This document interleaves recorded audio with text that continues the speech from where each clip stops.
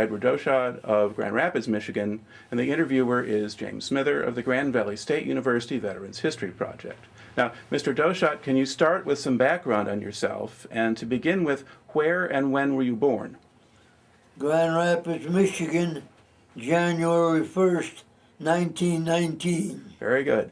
Now, did you grow up in Grand Rapids? Yes, I did. All right. And did you finish high school? No, I went through 11th grade. Okay. And then why did you leave school then? Well, I wanted to go to work.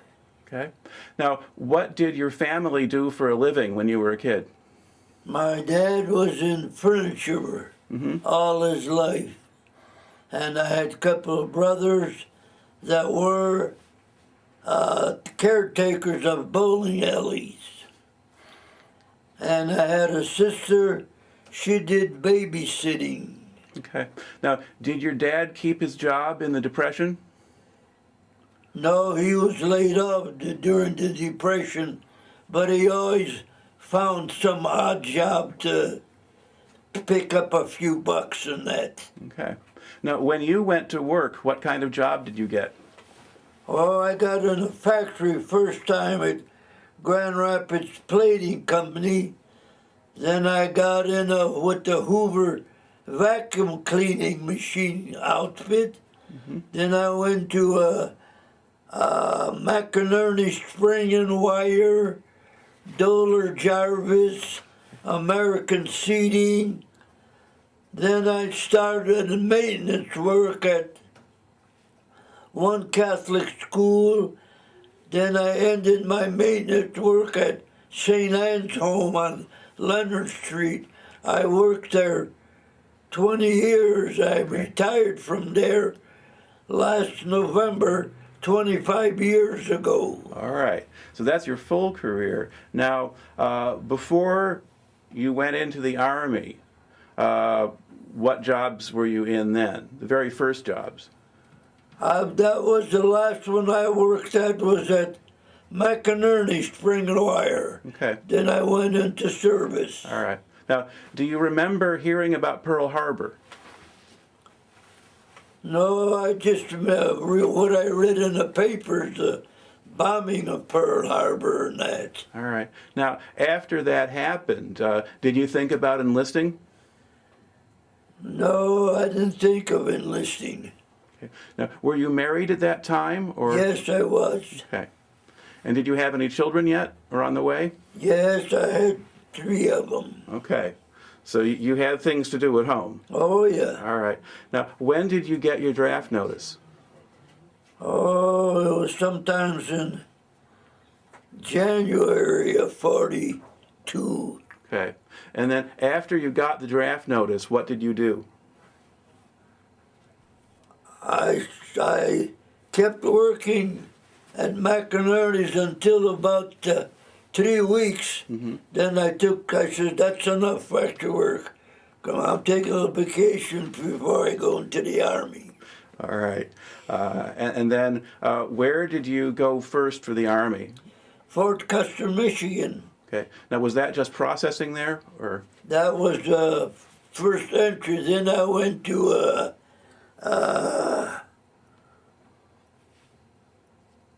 Fort Custer, then to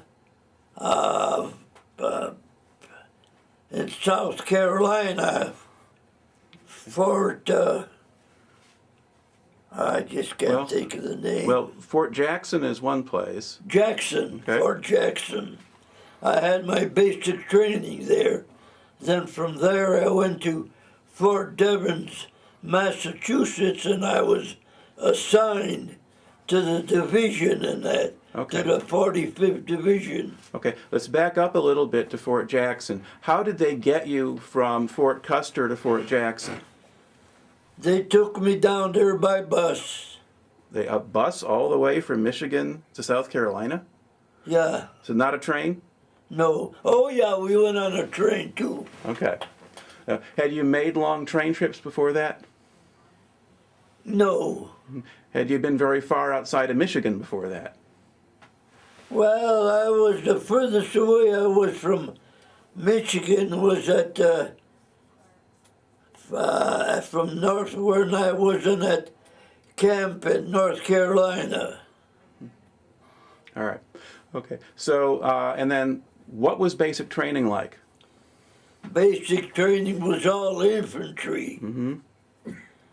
Different guns and weapons that we use in infantry and that. Okay. Rifle range and pistol range, bayonet course, and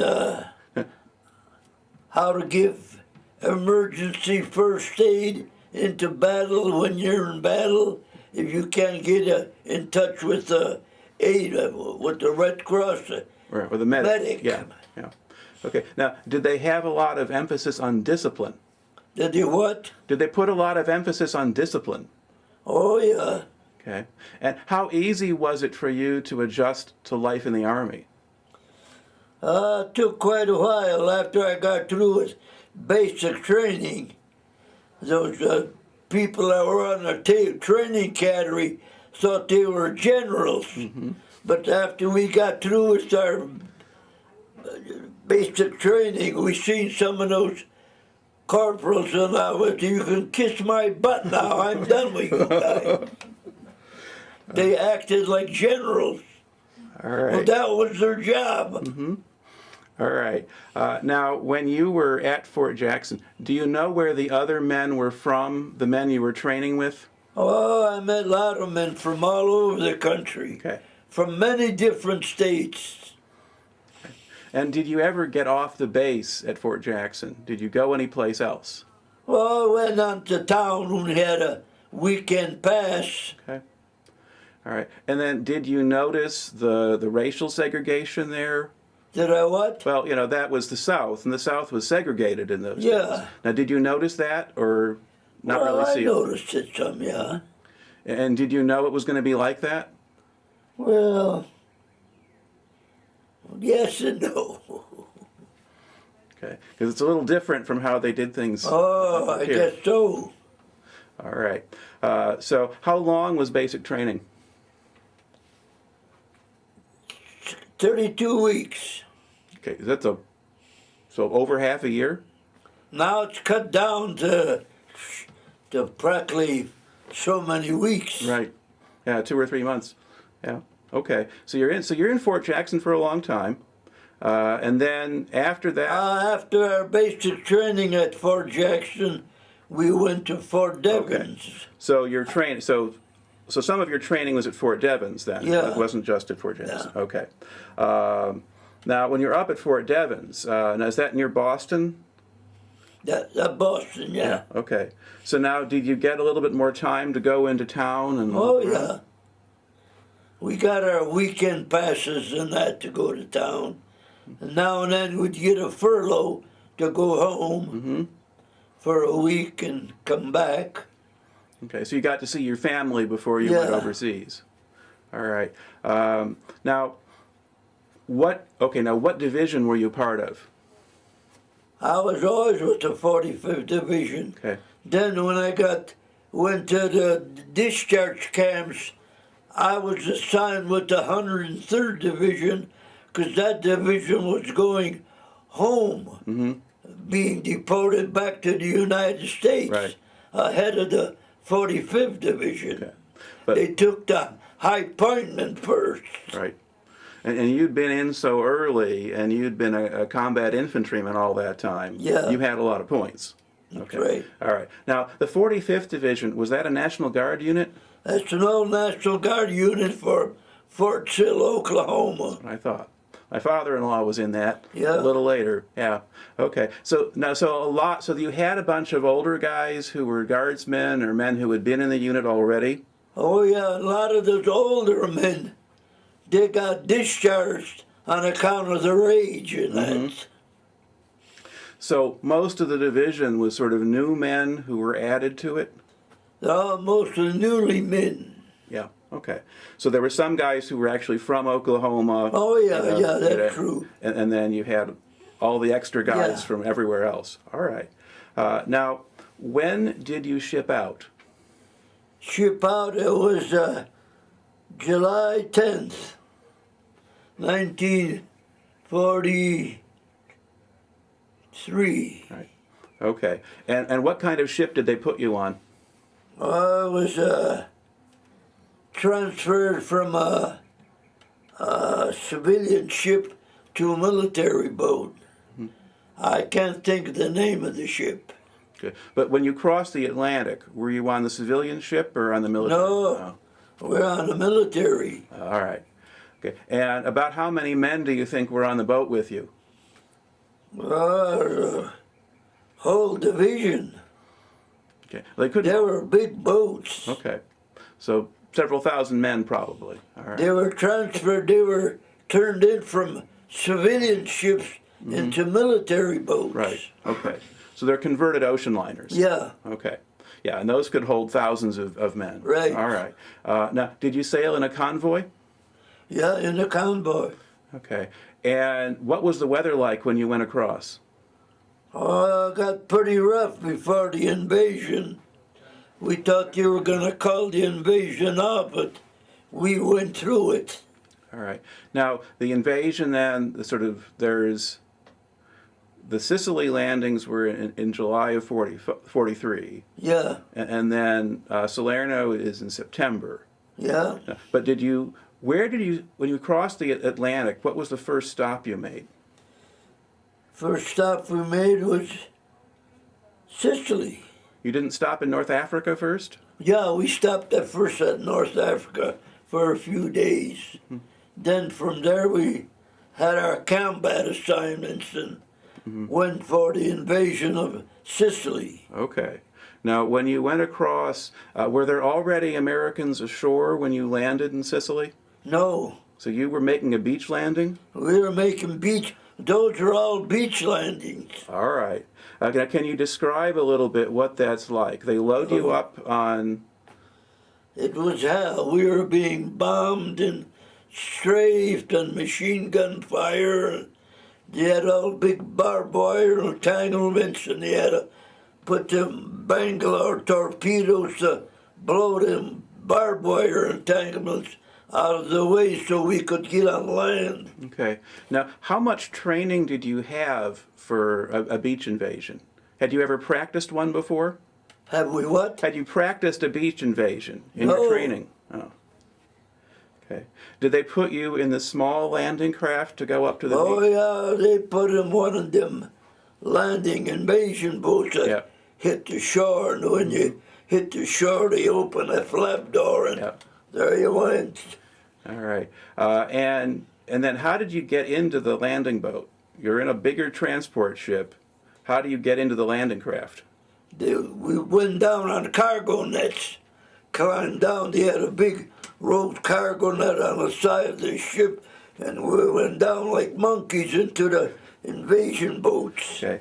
And about how heavy was your pack, do you think? How much were you carrying? Huh? How much gear did you carry when you made that landing? Well, we had all our equipment, our packs on our back, and our ammunition and everything. We were packed down like a camel. Okay, and then did they have problems getting into the landing boat? Oh no, we had a lot of the landing boats were shot, sunk from bombs and that. Okay. And we kept going right through that fire, and we were getting artillery fire from the beach. Okay. And do you know which beach you landed at or what town you were near? No, I don't know. They had names of the beaches, Yeah. but I don't remember the names. All right. Well, we can look that up. Yeah. So when we put it all on the internet, we'll note that. Okay. So you land then. Now, you said you landed on shore. You used Bangalore torpedoes to blow through the wire. And once you got through the wire, then what?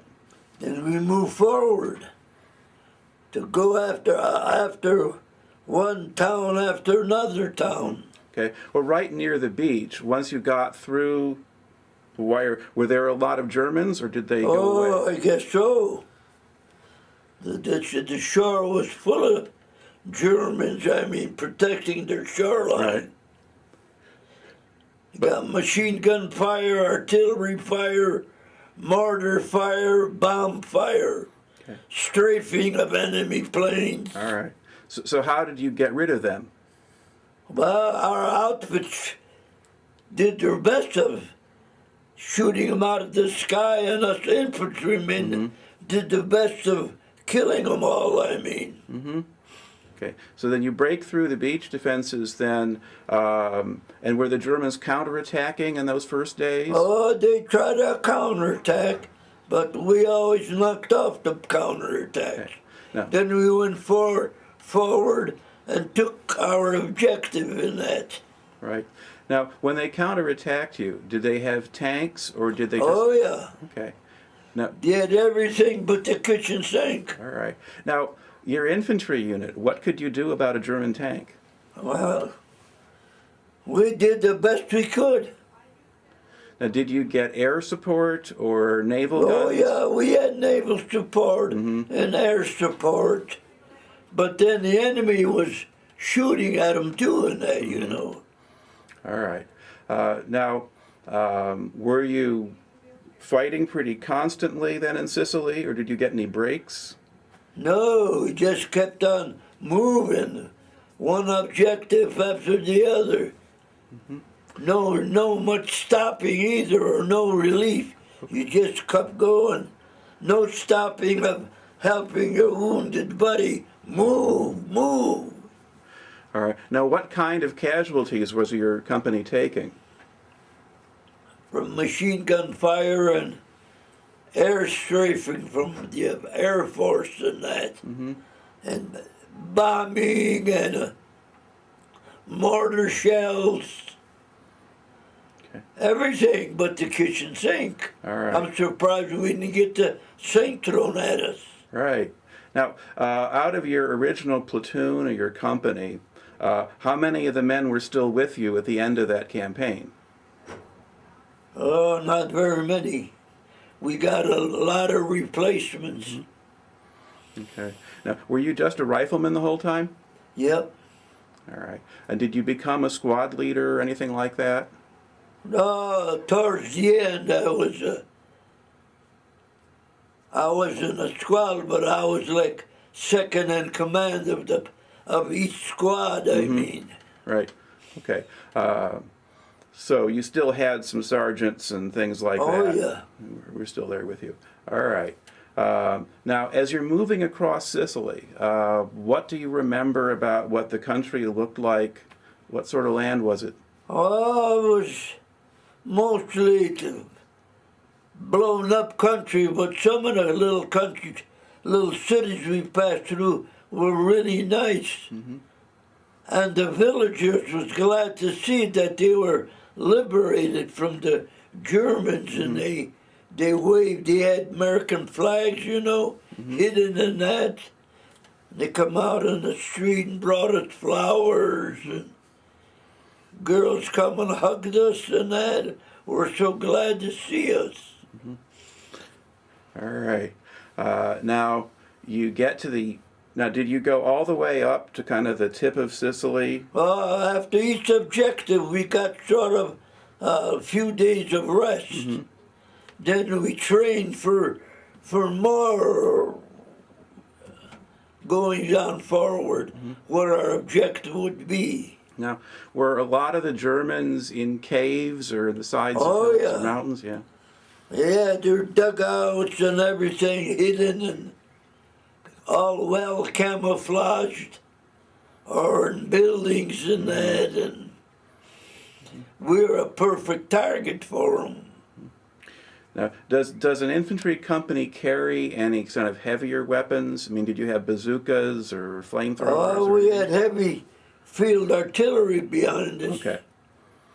We had tank support, Okay, so that's your... air support, but if the weather was bad, we didn't get much air support, but when the weather cleared up, here they came. Okay.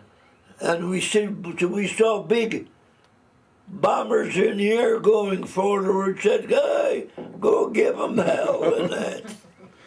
All right. And so now you About how long do you think the campaign in Sicily was? Was it about how long was did the fighting go on in Sicily? Was that about a month or a month and a half? Oh, good, all of that. Okay. And then, do you get much of a break before you land in Italy? Not much. We got maybe a couple of days and back up the front. All right. And so now you have to make another landing.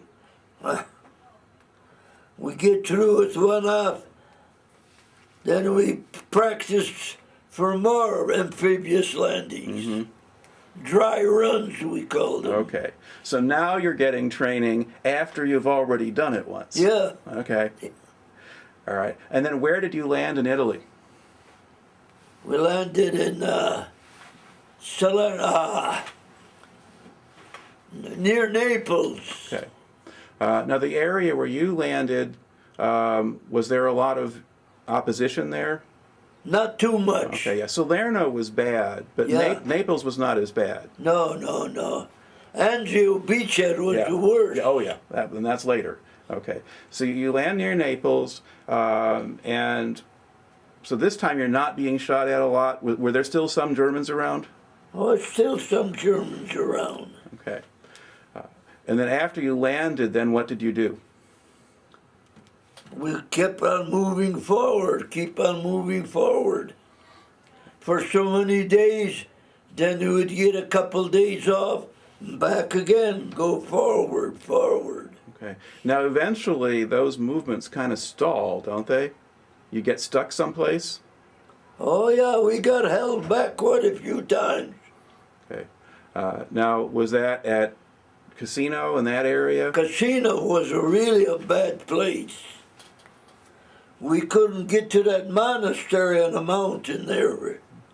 The Germans were just like in a lighthouse looking down our rifle barrels.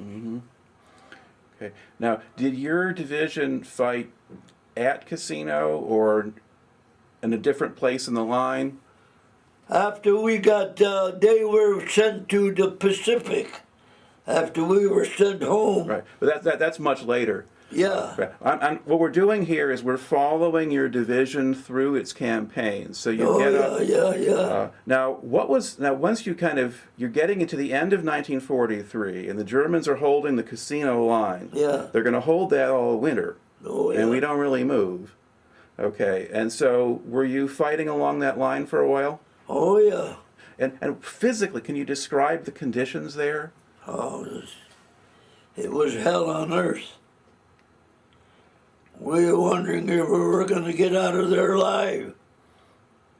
But finally the Air Force come through and our long-range artillery got through okay and blasted the hell out of that monastery. Yeah.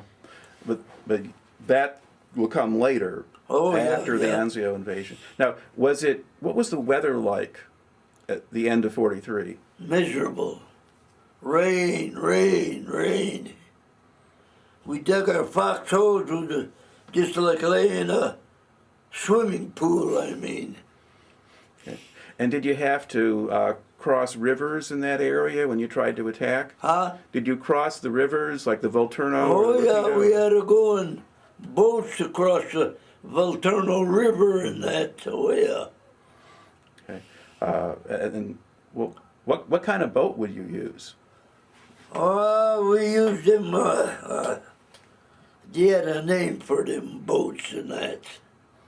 Now, were they metal boats that you put together, or they rubber rafts, or what were they? It was sort of a boat put together, I mean. And that Remagen Bridge was really a tough battle. Okay. And again, that's later. All right. Yeah, before they knocked it out. Now, you mentioned at a certain point your division gets pulled out of the Cassino front because you go to Anzio. Where? Anzio? Yeah. All right. Now, was your division going into Anzio right at the start? Were you part of that invasion? We were the main force of the invasion. Okay. When we landed in Anzio. All right. There was other divisions on our flanks, but we were the head division. Right, because your corps one corps landed. Yeah, right. 3rd Division, 36th Division, and you guys. Right. Okay. And you're right in the middle. Okay. Now, can you describe the Anzio landing? What was that like? Oh, we were stuck on the beach there for 3 days because the Air Force couldn't get through in that. Then after we had many casualties, we thought we were gonna get blown off that landing and that, but after 3 days, our Air Force got through and opened up some room for us to go forward and that. And laying dead all over the place, I mean. Okay. Now, when you first landed, like on the very first day, were there a lot of Germans yet, or? Oh, I don't know where all them Germans come from, but that beachhead was full of Germans. Okay. Because some of the reports say there weren't too many there right away, but then they all came and attacked you. Oh, yeah? Yeah. Okay. All right. And then you're stuck. You get a little bit more room, and then basically, do you just dig in and hang on? Were you attacking a lot or defending? We're defending, then we attack. Defending, then we attack. Mm-hmm. Get reorganized, push again. Right. Okay. Now, there were also some British forces there. Oh, yeah. Did you see much We of had that? some British forces with us in that, too. Okay. And did you see much of them? No, but they had funny humor. We met some of them, and they joked with us, and they were laughing their heads off. Oh, us GIs, what the hell's so funny in that? I mean, Yeah. I think that still happens. yeah. All right. And you're stuck in Anzio for a long time, right? Oh, yeah. For months before you get out. Was there a point at Anzio where it got easier, or at least you felt like you were winning? Was there a turning point anywhere? Well, I think they were all good points after we start the movement going in that. Okay. We felt that we were starting to win. Mm-hmm. Now, did you get tank support? Did you get armor coming in to help? Oh, yeah. And then in those attacks, we always had all that armored help and field artillery help. A lot of them didn't get the right range before the observer could raise the artillery fire, landed on our own troops and that. Okay. Now, the Germans had some really big guns? Oh, yeah, we used to call her the Anzio Express. Mm-hmm. We could hear that thing. That tank shot for a good 40 miles, I think. It was a big railroad gun. When they knocked it out, we come by there, and there's your Anzio Express over, all blown to hell and that. Okay. Now, did that gun mostly fire at the port, or did you get those shells landing on your lines? Well, we got them on top of us, too. Mm-hmm. We could hear our big shells would give us such close support. We thought they were going to land on us, but they kept shooting right in front of us. All right. Now, once you finally break out from Anzio, were there still very many guys left that you had trained with, or was everybody else a replacement? Well, most of the old-timers were gone, and then we met a lot of new replacements that come in. Then from Anzio, we moved forward until we come to Rome. Mm-hmm. Well, Rome was an open city. So we relaxed there in Rome and trained for more targets and that in Italy and that. Mm-hmm. But then not too long after that, you start preparing for the next invasion? They were there. We thought we knocked them all out, but oh, hell no. So there were still more Germans there to fight in Italy first, yeah. a lot of Germans that surrendered were glad that they surrendered, I mean. Okay. Yeah. So you saw some of the German prisoners then in Italy? Huh? Did you see some German prisoners while you were still in Italy? Oh, yeah. Okay. And what did they look like to you? They smelled like... Were they, regular military age? Yeah. Okay. So they weren't. just like us. Okay. All right. And now, and at a certain point then, because in August, your division lands in southern France. Yeah. All right. Now, how much of a break did you get before you made that landing? We had a couple of weeks to relieve the pressure of the Normandy landing. Right. And we didn't meet much force. But the second day we were there, boy, they sent in a bunch of Germans. Mm-hmm. So they didn't fight you right on the beach so Oh. much. No, they were in the hills. And you know what we noticed? We were barely inside that beach and that we seen GIs having sex with gals already. So the French were Yeah, very happy to see right. you. Yes, okay. Yeah, well, that stuff happens. All right. But then pretty soon it's back to business again. Oh, yeah. All right. Now, do you remember what town you landed near? Where did you land in France? Was that at Cannes or Nice or where were you? Early morning. Yeah. But what town were you close to, or what? I can't remember the name of the town. Okay. All right. And then you run into some Germans in the interior. Do you move pretty quickly, though? Do they Oh, push you yeah. back? We started reaching our objective a lot more faster. Because they were losing more and more Germans, I mean.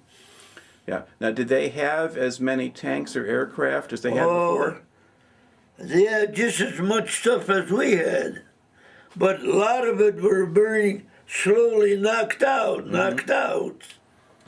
And once you knocked them out, they couldn't replace them? No, they couldn't replace them fast enough because their factories were being bombed.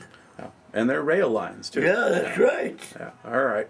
So now, do you go into Marseille, the big city, or did you just go up the valley north, up the Rhone River Valley? We went up into the valley and I ended up at where they're gonna get sent back to the States. We went to Marseille. Okay. So you did that on the way back, Yeah, but not on the way up. back. Okay. All right. Now, as you're working your way up north into France, again, was there as much battle damage as there was in Italy? Oh, there's a lot of damage. And a lot of towns were evacuated. We found little kids coming to us. We'd give them our K rations. They were so glad to see us and that, All right. Okay. And then, did you get stuck, or did you have to slow down eventually? Because you're going up north, you get up closer to Germany. Oh, yeah, we got to start slowing down and that. And we come and we liberated that Dachau concentration camp that was just outside of Munich, Germany. And our final stop was Munich, Germany. We took control of Munich in that. We had our military headquarters set in the Munich City Hall.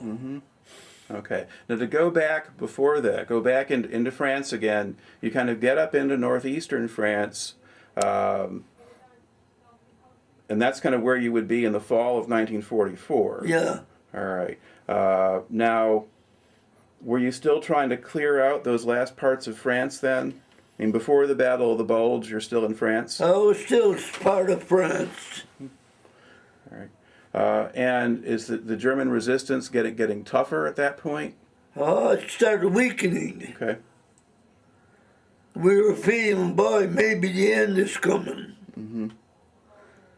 Then when we reached Rome, and oh, we were so glad, and we were in the rest area for quite a while. Then they took us into town to the Rome Opera House where they showed us the American version stage show of This Is the Army. Okay, so you got some breaks. Yeah. Beautiful opera house. Those ushers wore them stockings with short pants, just like in the George Washington days. All right. Now you get into the end of 1944. What was the winter like? What was what? Winter 1944, 45? Was that a cold winter, or? Oh yeah, it was. Especially around when we left Germany, when you come up to Germany through the Vaschis, woods and that was awful cold country through there. And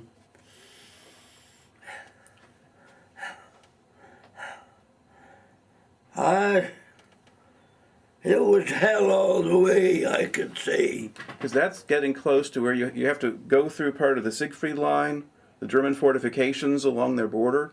What? Do the Germans have a lot of fortifications along their border? Oh, the Siegfried yeah, Line? lots of Florida. But they were very weak. Okay.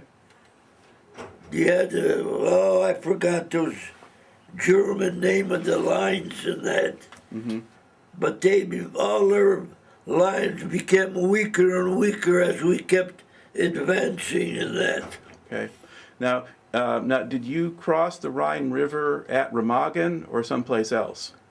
Rhine River. Yeah. Where did you cross the Rhine? Was it at Remagen or somewhere else? Right near the Remagen Bridge. Okay. And could you see the bridge when you were crossing? Oh, yeah. Now, did you go over in boats? Yep. Okay. And were those the same kind of boats, or were they bigger boats? Oh, same kind of boats and that. All right. And when you were crossing, were the Germans shooting at you? Oh, still there. Oh, yeah. Okay. All right. Now, once you kind of got across the Rhine and you're getting into Germany, did the country look different from France or Italy? No. But it was getting more peaceful, the war. Because it was coming near the end, for Germany. And were you capturing a lot of prisoners then? Oh, man. They were giving up by the hundreds. Okay. They were glad to surrender. Now, were there some who kept fighting, though?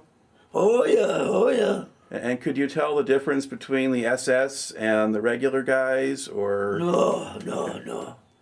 Yeah, but we could tell they were sort of rookies because they didn't know how to go about it, Yeah. Where you take the veteran soldier, he knows how to. Were they using a lot of very young soldiers now? Did they have teenage boys? They're using women, everything. Yeah, women, older men, boys. That's right. Yeah, because they were running out of people. Civilians. Okay. And when you moved through a town in Germany, how did the civilians behave? They were happy to see us. Okay. So they were glad it was over? Oh, yeah. All right. Now, Their towns all destroyed. I don't know where they hid from all that shelling and that, but in front of us, they were glad to see us. But I don't know if they really meant to see us or yeah. Well, forced to see us. okay. Now, you said you got to the Dachau. You got to Dachau, the concentration camp. Now, were the inmates still there? Were the prisoners still there? Oh, yeah, they were giving us the dry, moldy bread, kissing our dirty combat boots. So glad, and there was a couple of Polish prisoners that I talked to, and they were so happy to see us. They looked like human skeletons, and Yeah. they used to burn I don't know how many thousand people a day out of those incinerator. A black smoke just come out of them smokestacks, and the smell of death was something that I'll never forget. Yeah. Now, were the German guards still there, or had they gone away? Most of them gone away. All right. And then you got in and you went into Munich, and that's about how long were you in Munich then? A couple months or? Yeah, well, I would say we were there a couple of months, and we went to a rest area and prepared for coming back home. Right. That took quite a while. Though. Okay. Now, while you were still in Munich, what duties did you have? What did you do in Munich? Yeah, it was nothing much to do, I mean, over there, because the war was practically over, I mean. It was over, at least in Europe, yeah. And we were glad to see what Munich looks like. We know that it was bombed out, and that was good enough for us. A lot of those German people come and offered us beer as we were marching through, you know. All right. Now, did they have rules about no fraternizing? No, did knock so many points off you. You were caught fraternizing with the Frauleins. Oh, yeah, because you had to have 85 points to be discharged. And for every infraction you got caught, you got knocked down on those points. Okay. That's a good way of making men behave. Oh, yeah. All right. But there wasn't a lot of work to do or anything. No, just kind of spending time there. Because they had the other outfits that come in after the war ended. Like mop-up outfits and that, you know. Right. And then, so you got actually taken out of your own unit and assigned to another unit to go home? Yeah, we were assigned to the 103rd Division. All right. Because the 45th was being sent to Pacific because the war wasn't over there yet in the Pacific. Okay. And then you said they sent you back down to Marseille, France. So you got on a boat in Marseille. Yeah. All right. What was the trip home like? Oh, glad. And then before we hit Boston, Commonwealth Pier, they had boats up there with orchestras welcoming us into the harbor and had big bands on the harbor, you know. When we walked down the gangplank, we kissed old Mother Earth, boy, that good old USA. All right. Now, what kind of ship were you on this time? This was a U.S. Frederick Lakes. It was a converted luxury ship into a troop carrier. Okay, so you didn't have to go in a Liberty ship or anything No, like that? no. And what was the weather like on the way back? Not too bad. It got stormy there for a while. And we were glad that no German submarines were still around, you know. Yeah, because you didn't have to do a convoy anymore. No. Okay. Now, when did you get back to the States? 45 August. I think it was in August sometime. Okay. Of 45. All right. And then once you landed, what did they do with you? They send us to like an induction center, and that they send us to a camp in Pennsylvania. And then from Pennsylvania, we were waiting to get on our trains that was heading to Michigan. Now, did they discharge you in Pennsylvania or? Yeah, I got my discharge in Pennsylvania. All right. And then when did you get home? I got home, it was sometimes in October. Okay. We got discharged on the 1st of October, and it was sometimes I think about the 3rd or so of October I got home. Okay. So you had to spend a few weeks in the other camps before you got to go home? I mean, No, we went to this one camp where he called Camp Lucky Strike. yeah, that was That was a camp that go home. right. That's back in France. Yeah. Yeah. Okay. All right.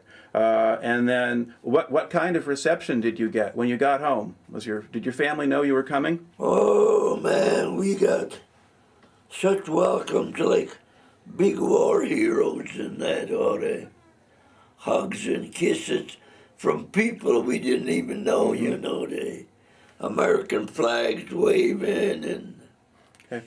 Now, while you were overseas, how much communication did you have with people at home? Did they write letters to you, or? well, we could write just V letters. And you'd get the letter home and it'd be in a small photograph. Right. Yeah, the V-mail. Yeah. Yeah, V-mail. Okay. Now, did they write to you a lot? Oh yeah, we were glad when it was mail call. If we didn't get no mail, we forgot we were lost. Mm-hmm. But then a lot of times while the mail was being brought over, they were shot down or bombed out or... Yeah. So did you have some periods where you'd go a few weeks before you got a letter? What? How long would it be between letters? Oh, quite a while sometimes. Now, you also mentioned, let's see, you went to the Rome Opera House. Did you ever see like a USO show or anything like that? No. Oh yeah, we saw Al Jolson and quite a few other top stars that come visit us with the U.S. Bob Hope. Yeah, there was quite a few USO people. Okay. Now, was that after the war was over? Or? Yeah. Even at break times when we were in the rest areas, the USO would come in there, you know. Pastor Francis Langford and that. He'd come around, give us kisses and that, you know. And All right. Now, how would you describe the morale of your company? Were the men, in good spirits most of the time? Or? Some of them were in low spirit, and most of them were in good spirit, I mean. Okay. Now, did you have good officers or good sergeants? Did you have good leaders? Your lieutenant A couple sergeants? of them I could have. But most of the leaders were. Our company commander got killed in one of the battles, and Captain Affley, he was from Colorado. He was a great captain. He had a stretcher bearer. Who's that? That's Captain Affley. Oh my gosh. Now, and so what were the bad ones like? Huh? What made somebody a bad officer or a bad sergeant? Some of them, they come from officers training school. We call them 90-day wonders. They thought they were 4-star generals. We were all experienced fighters and that. We just said, who the hell is that? 90-day wonder. All right. Now, the smart ones, did they learn from you? Oh yeah, they learned our ways in a hurry. And they turned out to be pretty good officers. Right. All right. Now, if you think back a little bit on the time that you spend over in Europe, are there other particular events or memories that you have that you haven't talked about yet? Oh, when we had that big gathering at Nuremberg, where Hitler started his way, and that was a big outside stadium, and had thousands of soldiers in there, all reviewing the things that we went through and that. So you had a big Army Review Oh, yeah, yeah. in Nuremberg. Yeah. Okay. And did you travel around in Germany otherwise, or just stay in Munich? No, we didn't do much of that. And I remember we used to call General Patton blood and guts. We'd say, yeah, his guts in our blood. Right. Now, your unit you were in the 7th Army, right? Yeah. Yeah, okay, so he's 3rd Army. So he's not usually your Yeah, problem. they got transferred over to the Third Army Okay, then. okay. So you did work with them for a while. Yeah, yeah, Right. yeah. And did that make a difference in terms of how your unit was used? Well, some of them had different methods that we didn't like. Mm-hmm. But who are we to argue about 4 stars? I mean, you Right. know. Okay, Shut our mouth or else we'll get shoved in a can. okay. And did you have any impression of General Patch? That was your... What about General Patch? He was the 7th Army commander. Yeah, he was a good leader, General Patch. We all liked him. He was better than blood and guts. Okay, so he took care of the men? Oh, yeah, yeah, yeah, yeah. All right. Now, once you went through all of this stuff, what effect do you think this experience had on you? Did you learn anything over the course of those years or change at all? All I said I learned, I was glad that I'm still alive, that I made it through okay. And I said, when I ever get home, I had rifles home and pistols. I said, I'm going to get rid of those things. And I sure did when I got home. All right. I learned a big lesson out of the war. And that's what these warmongers and that, like today's wars going on. So you weren't very happy when we invaded Iraq then? Huh? So, I mean, like when we went into Iraq and places like that, you didn't like that? No. Well, yeah, war is nasty. War is bad, and you saw it firsthand. Now, were you able to kind of go home and pick up your life where you left off? Well, we did. That's what we did. I mean, it's those memories I used to have, nightmares of the war and that. I'd get up screaming and that in bed, and I'd say, oh, I'm just home. I'm okay. Scary as hell. Yeah. Memories that you'll never forget. All right. That's how I feel about these boys going into war today. Yeah. Why? Why all this war? Why? Why can't the world live in peace? Yeah. Warmongers, that's what I call them, I mean. Always somebody trying to capture the... And Hitler, he come pretty close. Yeah. But in the end, you guys stopped him. Oh, All right. Well, it makes for a very good story. So thank you for taking the time to talk to me today. well, thank you. It's a pleasure.